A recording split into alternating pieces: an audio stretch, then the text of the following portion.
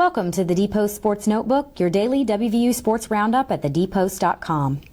Edward Muldrow arrived on WVU's campus in January, fresh off a two-season stint at Copiah Lincoln Community College in Wesson, Mississippi. Shaq Riddick set foot in Morgantown in June after graduating from Gardner-Webb, an FCS school in Boiling Springs, North Carolina.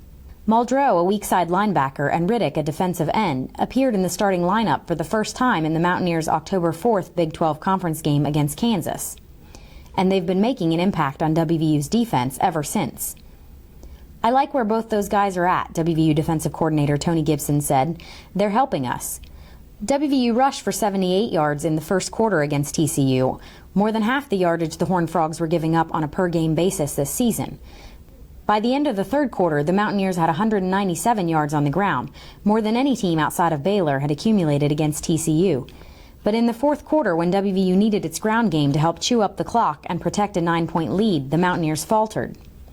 WVU didn't abandon the run game in the fourth quarter. The run game abandoned the Mountaineers. The team ran the ball on 7 of its final 9 offensive plays, but totaled -2 rushing yards.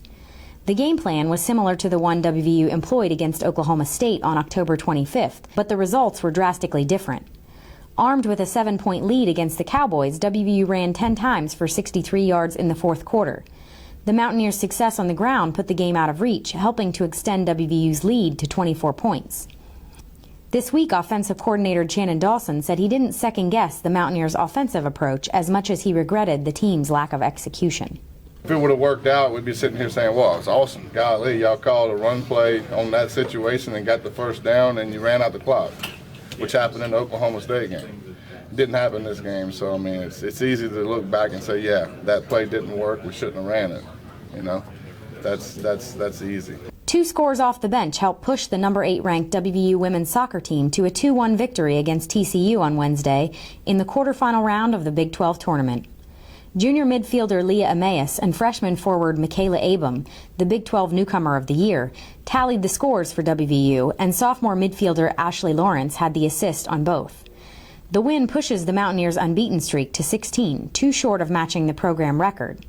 The Mountaineers will face Texas Tech or Texas at 6:30 Friday in the semifinals.